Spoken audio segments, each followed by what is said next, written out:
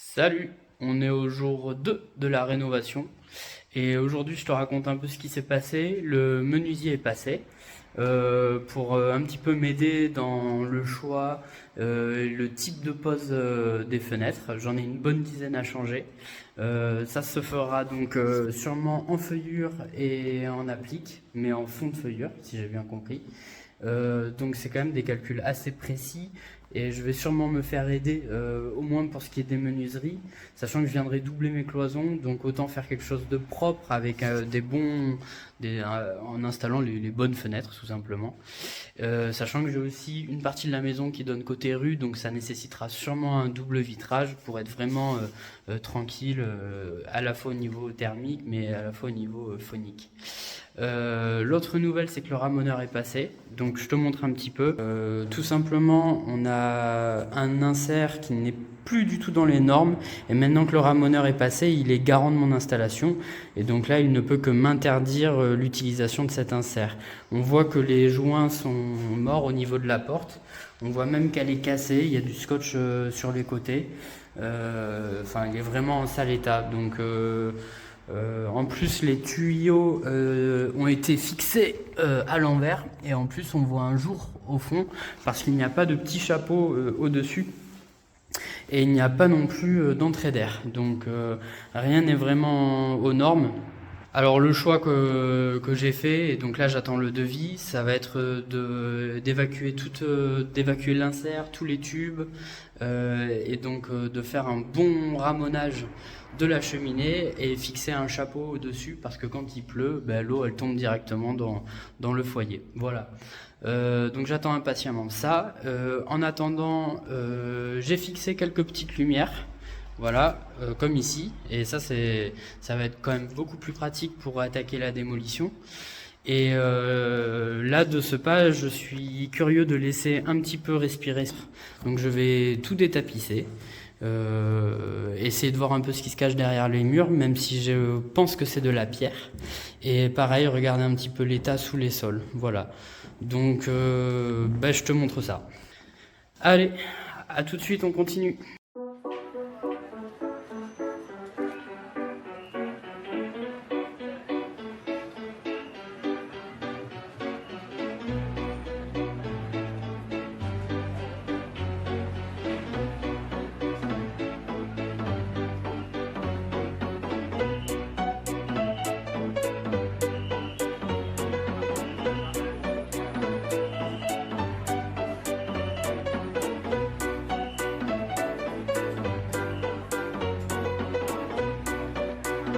Et je viens de finir de détapisser la première chambre, la première grande chambre, pour voir un peu comment étaient les murs derrière, parce que normalement c'est de la pierre et je voulais les laisser respirer, donc je te montre tout de suite.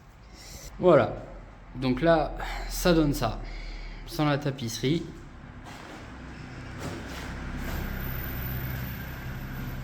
Ça a déjà une autre tête, et là maintenant je vais m'occuper de ranger tout ça avant de passer à la prochaine pièce qui se trouve juste à côté.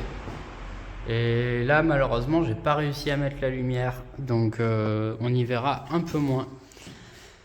Allez, je m'occupe de plier tout ça et de mettre en poche.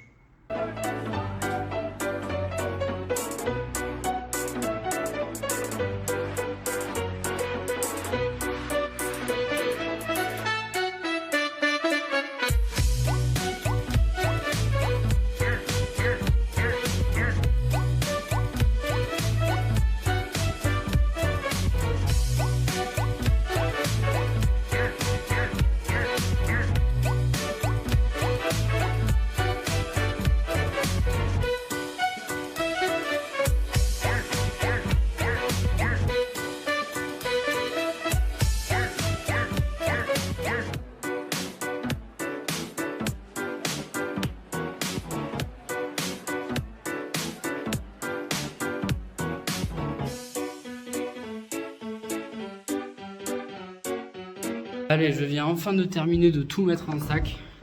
Voilà, donc ça y est, le sol est beaucoup plus propre. Et en effet, les murs sont dégagés, ils vont enfin pouvoir respirer un petit peu.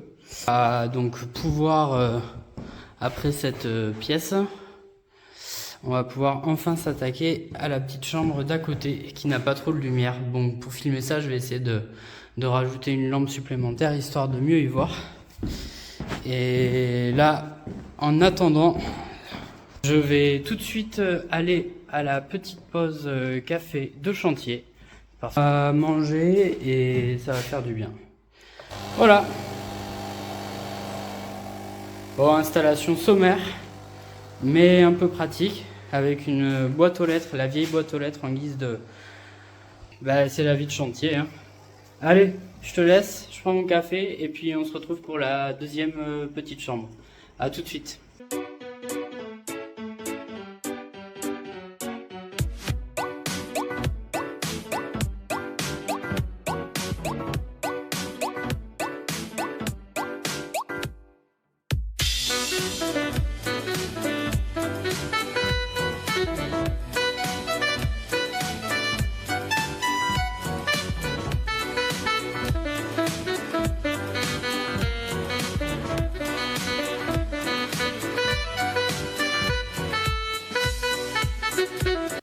Bon, comme tu peux voir, je viens d'attaquer le détapissage de la deuxième chambre.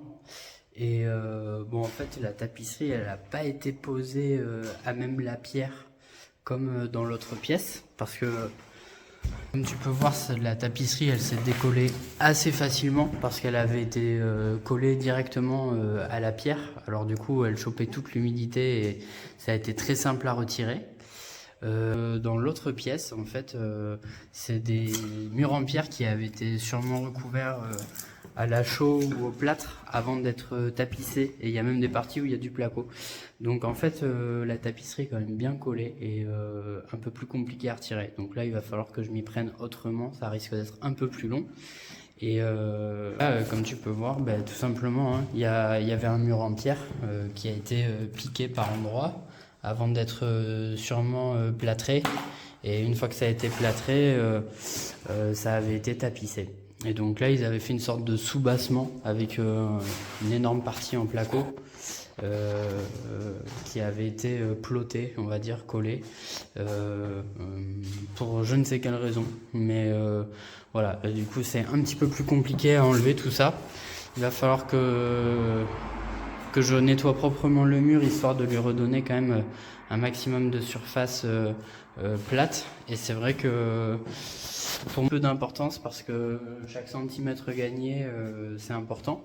Donc, étant donné que je viendrai cloisonner et que c'est un mur mitoyen avec une autre maison, j'ai envie de bien isoler cette partie-là. Voilà, donc je suis parti pour nettoyer ce mur, mais je pense que les tapisseries que j'arriverai pas à enlever, je les garderai parce que finalement elles sont pas collées à même la pierre, mais contre un revêtement soit de plâtre, soit de chaux, donc autant laisser comme ça, c'est ce qu'il y a de mieux pour la pierre. Si je commence à tout enlever, après il faudra la laisser respirer, laisser encore plus de place. Enfin bon, ça risque de pas être finalement la meilleure option. Donc je vais laisser comme ça.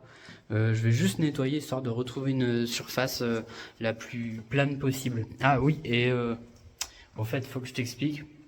Je peux pas ouvrir complètement ce volet.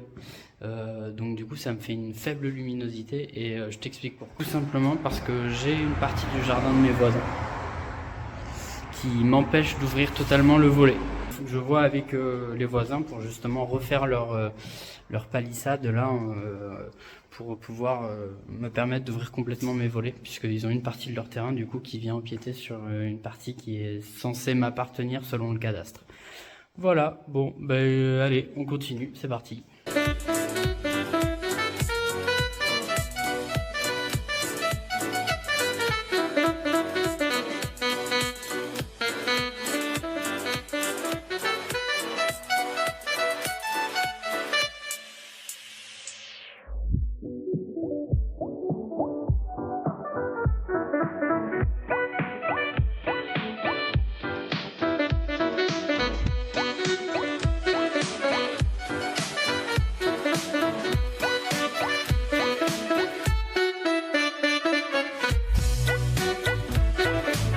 Je viens un peu de faire le tour de toute cette pièce là.